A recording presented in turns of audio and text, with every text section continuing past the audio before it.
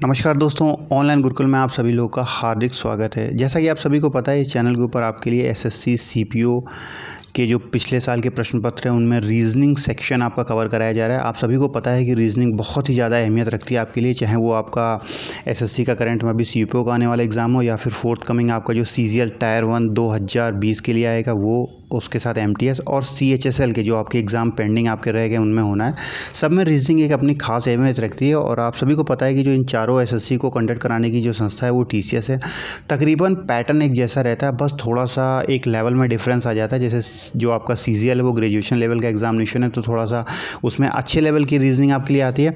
बाकी सीएचएसएल और एमटीएस में थोड़ा सा लो लेवल की रीजनिंग आती है। तो सीपीओ का उतना अच्छा लेवल नहीं बोलूँगा सीजीएल के मुकाबले, मैं ऐसा नहीं बोलूँगा कि बिल्कुल ख़राब आ रही है, लेकिन सीजीएल के मुकाबले तो यहाँ पर आप तैयार कर सकते हैं। तो सबसे पहले आपको सीपीओ के जो पेपर हैं वो कराए जा रहे हैं, उसके बाद में आपके लिए सीजीएल और सीएचएसएल दोनों की सीरीज़ स्टार्ट की जाएगी, रीजनिंग के साथ में, फिर जीके की और साथ ही साथ मैथ और इंग्लिश की। तो इसी के साथ में बिना कोई टाइम बर्बाद किए स्टार्ट करते हैं। वीडियो ज़्यादा लेंदी ना हो जाए, तो मैं कोशिश करूँगा आपके लिए 17 से 18 मिनट में वीडियो कवर हो जाए, जिससे कि आप ज़्यादा लंबा वीडियो हो जाता है तो आपको लेंदी और बोरिंग लगने लगता है। तो आप देख लीजिए मैं आप किस पे आपको स्टार्ट कराने जा रहा हूँ। ये आपका 13 मार्च को 2019 को पेपर हुआ था और शाम को 3 बजे से 5 बजे वाली शिफ्ट में। तो चलिए पहला क्वेश्चन स्टार्ट करते हैं। ये आपके सामने आपका पहला क्वेश्चन, थोड़ा सा मैं इसको जूम इन कर देता हूँ जिससे कि आपको आसानी हो जाए देखने के लिए। अभी देखिए ये आपके सामने फर्स्ट क्वेश्चन है। तो चलिए देखिए पहला क्वेश्चन करते हैं। ये दे रखा है कि इसमें जो सीरीज़ का नेक्स्ट क्या आएगा, ये आपको सीरीज़ आपके सामने दे रखी है, उस सीरीज़ में आपका नेक्स्ट क्या आएगा। नीचे आपको 4 ऑप्शन दिए गए हैं। तो सबसे पहले मैं आपको ये बोलूँगा, वीडियो को पॉज करिए, अपने आप से करने की कोशिश कीजिए, उसके बाद आप वीडियो को दोबारा देखिए। इतना समय नहीं होता है कि मैं बार बार आपको इसमें कराता रहूँगा, तो बहुत लंबा लेंदी वीडियो बन जाएगा। तो आप वीडियो को पॉज कर लीजिए, तुरंत जैसे क्वेश्चन आता है फिर अपने आप हल करके उसके बाद उसका सोल्यूशन देखा करिए। तो देखते ही आपको सबसे पहले पता लग जाएगा कि सीरीज़ कैसी बन रही है। अगर आप गौर से देखें तो 2+2 की सीरीज़ है। देखिए एच के बाद में J+2, जे के बाद में K+1 और के बाद में M+2 और M के बाद फिर +1 आना चाहिए। क्या M के बाद N है किसी सीरीज़ में? N इसका मतलब 3 में है, तो आपका आंसर हो सकता है प्रोबेबली। अब हम फिर नेक्स्ट करके देखेंगे, बीच वाला एक या लास्ट वाला कुछ भी करके देख लें। N को देख लीजिए, चलो बीच में NOP, ये देखिए +2, P के बाद में Q+1, Q के बाद में RS+2, इसका मतलब एक +1 यहाँ पर आएगा। S के बाद में T आएगा, तो N के बाद बीच में T देखिए कहीं पर आपको दे रखा है, ये देखिए N के साथ T दे रखा है, ये आपका इसका मतलब थर्ड आपका आंसर इसका हो जाएगा।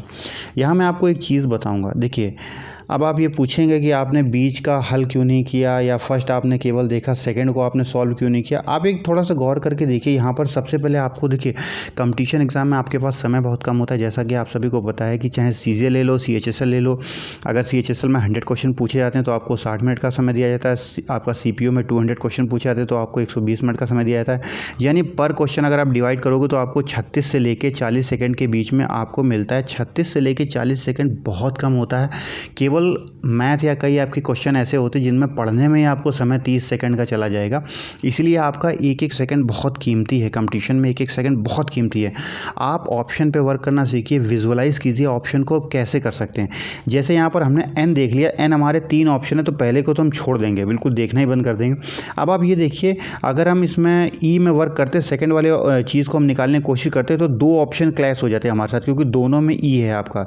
तो आप एक काम करोगे, आप देखोगे कौन सा लेटर डिफरेंस आ रहा है, या तो फोर्थ लेटर डिफरेंस है या थर्ड लेटर डिफरेंस है। तो KTR, यानी हम केवल थर्ड अगर लेटर पे वर्क कर लें तो हमारा आंसर आ जाएगा। इस तरीके से जब आप काम करना सीखोगे, अगर आप मान लीजिए आप सेकंड ऑप्शन में सेकंड लेटर के को आई मैच करते आई से, तो आपका ई आ जाता है। ऑब्वियस सी बात है, अब ई आ जाता फिर आप कंफ्यूज हो जाते हैं, क्योंकि 2 में भी ई है और ऑप्शन नंबर थर्ड में भी ई है।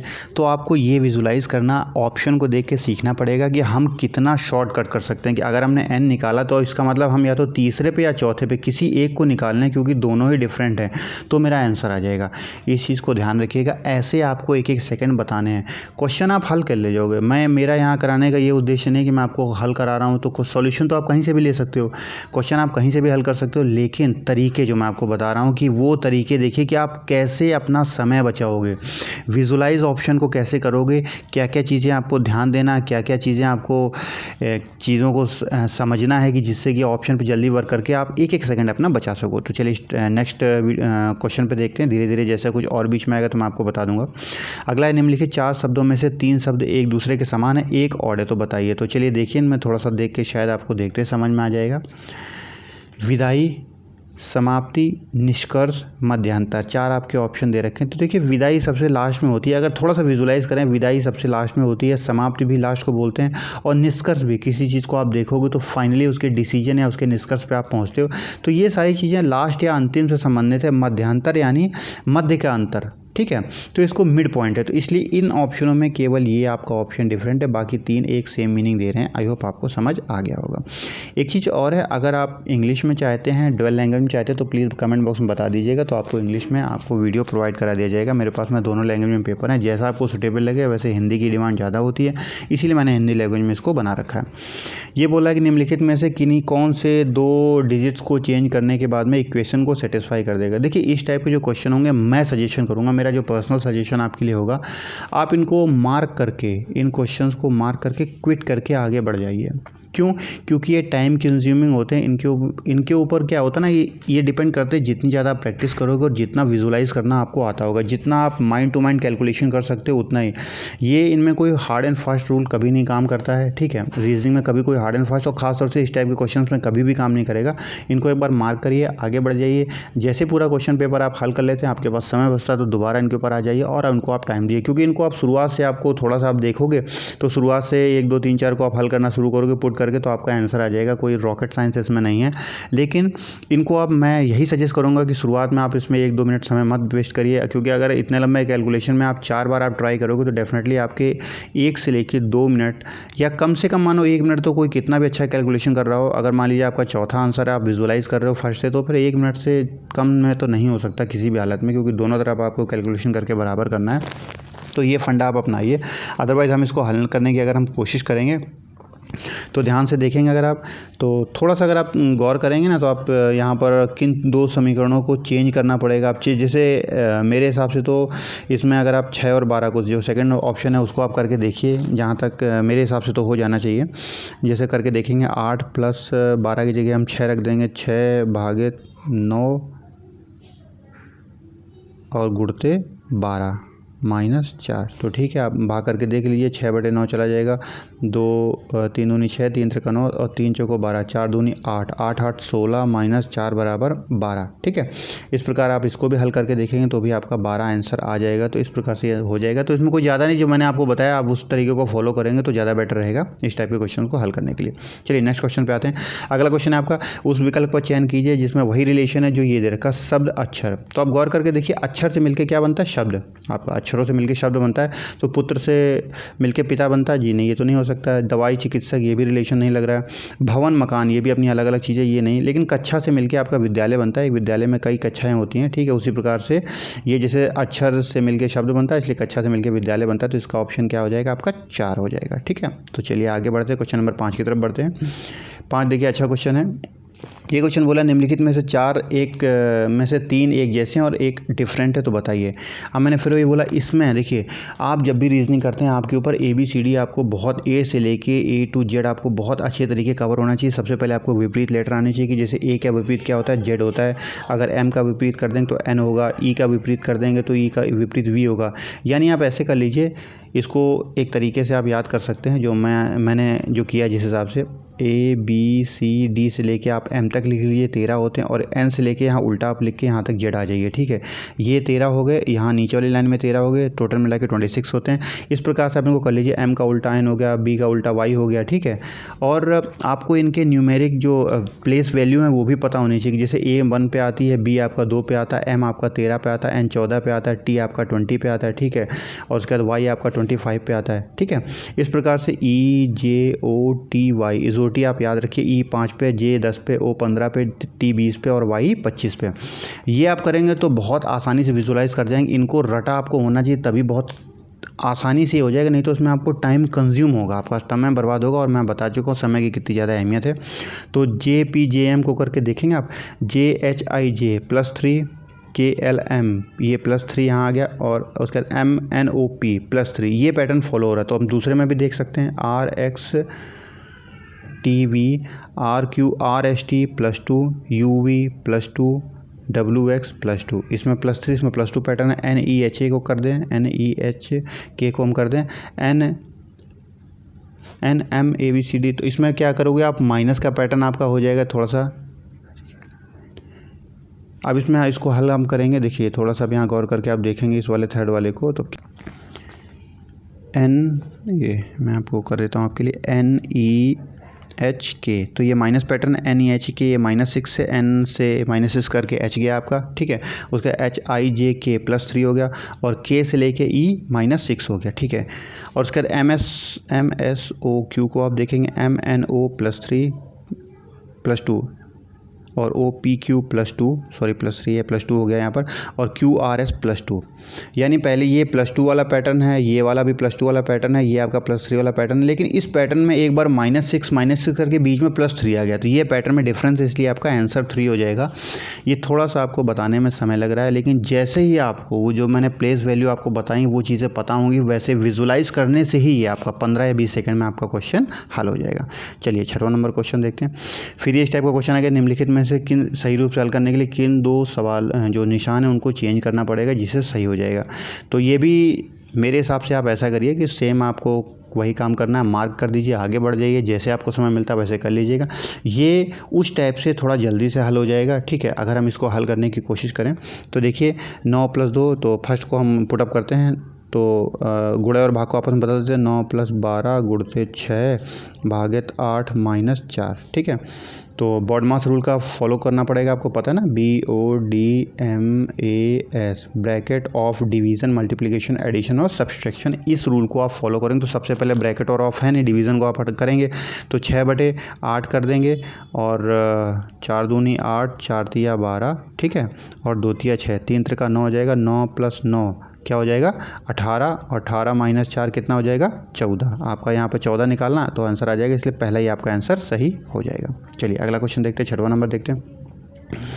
उस विकल्प का चयन कीजिए जैसे ये वर्दी सिलाई से संबंधित है, वैसे ही इन चारों ऑप्शन में कौन इसको सेटिस्फाई करता है। ध्यान से आप देखेंगे, वर्दी को जब सिलाई करते हैं उसके बाद वो तैयार होती है पहनने लायक, तो सड़क और चलाना ये तो मेरे ख्याल से नहीं लग रहा है।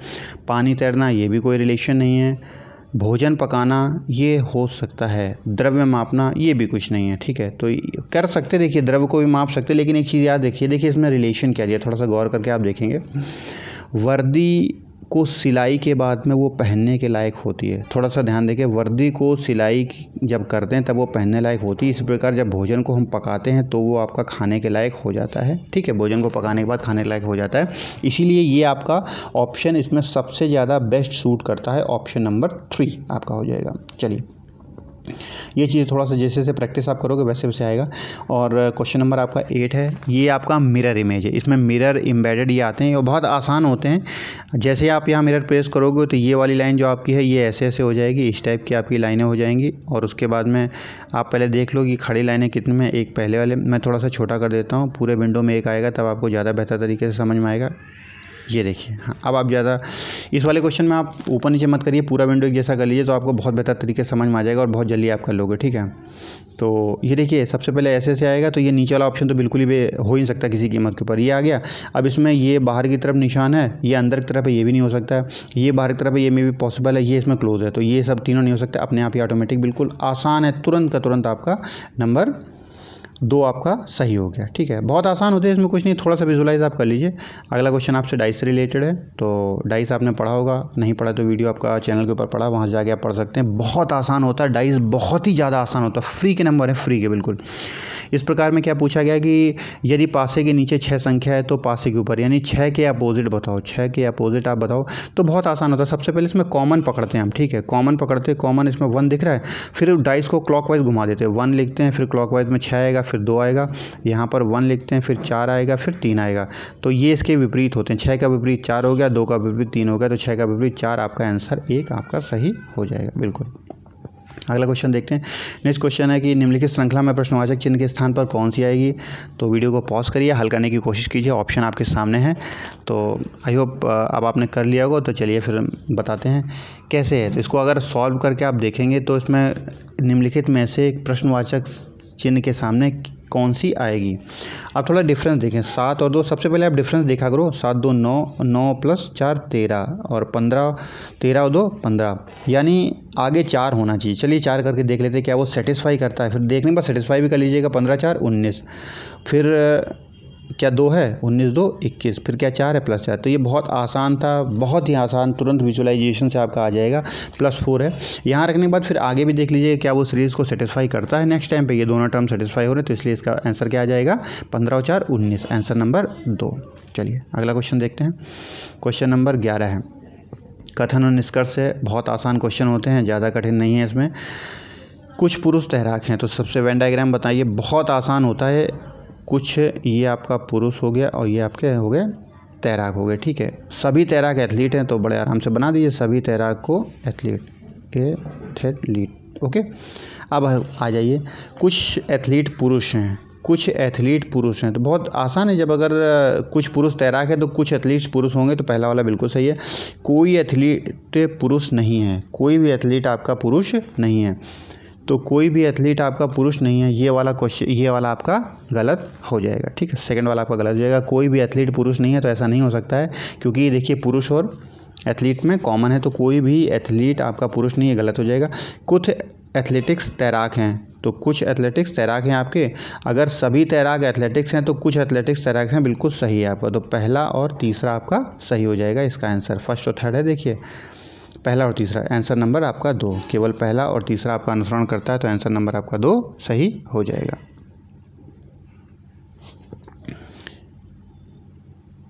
अब आ जाएगा क्वेश्चन नंबर 12। निम्नलिखित में से 4 संख्या में से 3 एक समान है और एक ऑड है, तो आप ज़रा गौर करके बताइए। ये शायद आपको विजुअलाइजेशन में जो इस प्रकार की बड़ी जो 3 डिजिट की संख्याएं होती, थोड़ा सा आप गौर करके देख लीजिए। इनमें डिफरेंस देखिए आपको तुरंत देखने में समझ में आ जाएगा। 2 2 और 2, यानी 222 का डिफरेंस है। 9 में से 2 गया 7, 7 में से 2 गया 5, 5 में 2 गया 3, यहाँ भी 222 का डिफरेंस है। यहाँ भी 6 में से 2 गया 2, 9 में से 7 और 7 में से 5, 2 2 2। यहाँ देख लीजिए 7 में 5 गया 2, 3 में से 2 गया 1 और 9 में से 7 गया 2। यहाँ 212 का डिफरेंस, बाकी सब में 222 का डिफरेंस, इसलिए आंसर नंबर इसका 4 सही हो जाएगा। कोई ज़्यादा ये क्वेश्चन कठिन नहीं था। अगला क्वेश्चन, क्वेश्चन नंबर 13 देखते हैं। निम्नलिखित में से 4 एक समान है, एक ऑड है, बताइए। ये शायद देखते ही आप तुरंत हल कर लेंगे, बहुत आसान है। चिंता, तनाव, थकान और ध्यान। गौर करके देखें तो टेंशन और तनाव तो सिनोनिम्स हो गए, एकदम एक जैसे ही हो गए। और इससे थकान भी होती है, ठीक है। जब टेंशन होती है, तनाव होती है, तो थकान होती है। और ये ध्यान आपका बिल्कुल अलग है, ध्यान आपका अलग हो जाएगा। तो इसका आंसर क्या हो जाएगा, आंसर नंबर 4। तो ये भी बहुत आसान था। क्वेश्चन कोई ज़्यादा टफ नहीं होते हैं, ज़्यादा कोई टफ नहीं होते, तो आप थोड़ा सा ध्यान देंगे तो ये आसान क्वेश्चन है आपके, ठीक है। अगला क्वेश्चन देखते हैं। निम्नलिखित में से कौन सी आकृति प्रश्न चिन्ह के स्थान पे आएगी। अब ये भी थोड़ा सा गौर करेंगे तो अच्छा है। इसमें क्या होगा कि सबसे पहले ऊपर वाले ये लाइन गायब हुई, फिर उसके बाद में इस साइड वाली गायब हुई, तो अब उसके बाद नीचे वाली गायब हो जाएगी। तो एक लाइन तो ऐसे रहेगी। अब अंदर वाले को देख लेते, अंदर वाले की पहले ये लाइन गायब हुई, फिर नीचे वाली लाइन गायब हुई, अब ये वाली लाइन गायब हो जाएगी। ये है, इस टाइप से देखिए विजुलाइज करते कोई आ रहा है।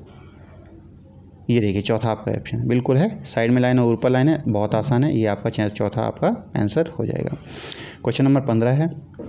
15 बोला है निम्नलिखित में से 4 संख्या में से कोई एक समान है और एक ऑड है। आप इस फिर गौर करके देख लीजिए आपका क्या है। तो पहले आप स्क्वायर करके देखिए। इसमें स्क्वायर भी हो सकता है, क्यूब भी हो सकता है, लेकिन ये उसके आसपास नहीं हो सकता। जोड़, गुणा, भाग कुछ भी लग सकता है। तो ये सब डिपेंड करता है प्रैक्टिस के ऊपर, कितनी आसानी से प्रैक्टिस कितनी ज़्यादा आप कर लोगे, उतनी ही ज़्यादा आप आसानी से इन सवालों के जवाब दे सकते हो। अगर गौर करके देखें तो 14 गुणते 2, 14 दूनी 28, ठीक है, और +2, ऐसे 9 दूनी 18 +2 20, 21 दूनी 42 +3, यहाँ +3 आ रहा है, और यहाँ 19 दूनी 38, 2 40। ये लो बड़े आसानी से हो गया। तो इसका मतलब इसका ये वाला जो थर्ड है इसमें 3 जोड़ना पड़ रहा है, बाकी सब में 2 जोड़ना पड़ रहा है। इसके 3 ये आपका ऑड हो जाएगा इसका आंसर, ठीक है। अगला है निम्नलिखित में से आकृति में अगली आगे आने वाली संख्या कौन सी है। तो इसका आंसर बताइए आप। इसका भी बहुत आसान आंसर है, थोड़ा सा आप गौर करके देखेंगे तो बहुत जल्दी हल हो जाएगा। पहले हम एक चीज़ को पकड़ते हैं, ये देखिए ये अंदर है, फिर ये बाहर आया, थोड़ा बड़ा हो गया, फिर ये अंदर आया, ये एंटी क्लॉकवाइज घूम रहा है, ठीक है, फिर ये बाहर चला गया, अब ये अंदर आ जाएगा। अब की बार ये इस जगह पे आएगा, ये गौर करके देख लीजिए, अब की बार ये इस जगह पे आएगा। अब लाइन को देख लेते हैं, लाइन दो खाने क्लॉकवाइज जंप कर रही है, देखिए ये क्लॉकवाइज चल रही है, एक खाना 2 खाने में खड़ी हो गई, फिर इधर पे तीसरे में लेट गई, फिर ये खड़ी हो गई, अब ये यहाँ करके इस वाले खाने में क्या हो जाएगी, लेट जाएगी यहाँ पर। तो ये ऐसे आएगा, देखिए आमने सामने ये होंगे, क्या किसी उसमें दिख रहा है आमने सामने, ये है लेकिन ये बड़ा है, ये देखिए ये, ठीक है, ये छोटा है, ये आमने सामने है, इसलिए इसका आंसर ये चौथा हो जाएगा। ये भी बहुत आसान है, कोई ज़्यादा कठिन नहीं है। क्वेश्चन नंबर 17, अब ये वीडियो का लास्ट क्वेश्चन होगा, इसके बाद नेक्स्ट पार्ट में आपको मिलेगा क्योंकि वीडियो बहुत लंबा हो जाएगा, 20 मिनट ऑलरेडी हो चुके हैं। ये देखिए क्वेश्चन नंबर का 17 को आप गौर करके देखें तो ये बड़े आसान है, कोई ज़्यादा इस टाइप के टफ क्वेश्चन नहीं होते। बस सबसे पहले आपका काम होता है गैप को निकाल के देखिए, क्या सीरीज़ ये लगातार एक दूसरे से कनेक्ट हो रही है या फिर अल्टरनेट सीरीज़ कनेक्ट हो रही है, ठीक है। तो इस प्रकार से 1-2 ऑप्शन होते हैं। तो सबसे पहले हम सीरीज़ में डिफरेंस देखेंगे, 5 और 2 7, 2 का है, और 7 4 11 4 का है, 11 12 13 14 3 का है, फिर 14 और से 23 में 9 का है, फिर उसके बाद यहाँ क्वेश्चन मार्क किया। तो थोड़ा सा गौर करके देखें आप, तो 2 का स्क्वायर, ये देखिए ये 2 है, फिर ये 2 का स्क्वायर है, ये 3 है, फिर 3 का स्क्वायर है, इसका मतलब यहाँ 4 आना चाहिए। क्या वो सीरीज़ को सेटिस्फाई कर रहा है? 23 और 4 27, फिर 27 के बाद 4 का स्क्वायर क्या होगा, 16 होगा, ठीक है। तो 16 करके देख लीजिए, 27 और 16 43 आता है क्या, 27 और 16 43 आ गया, ठीक है। तो इसका मतलब यहाँ पर 27 आएगा जो इसको सेटिस्फाई कर रहा है, ठीक है। ये यहाँ पर जैसे ही आप गैप लिखेंगे देखते ही आपके तुरंत दिमाग बिजली को होनी चाहिए। 2 4 यानी 2 का स्क्वायर, 3 9 गए तो 3 का स्क्वायर है, तो अगली बार 4 और 4 का स्क्वायर अगर रख के देखें क्या वो चीज़ सेटिस्फाई कर देगी तो हमारा आंसर आ जाएगा। इस प्रकार से आपका ये आंसर आ गया। तो इस वीडियो में इतना ही, पार्ट नंबर 4 में। तो अगला जो इसके अगले का क्वेश्चन पेपर होगा वो पार्ट नंबर 5 में आएगा। तो 5 नंबर में हम 18 नंबर क्वेश्चन से स्टार्ट करेंगे, और तब तक के लिए तैयारी करते रहिए। और उसके बाद जैसा मैंने बताया, प्लीज़ वीडियो को लाइक और सब्सक्राइब अवश्य करें। तो मिलते हैं नेक्स्ट वीडियो में, तब तक के लिए जय हिंद दोस्तों।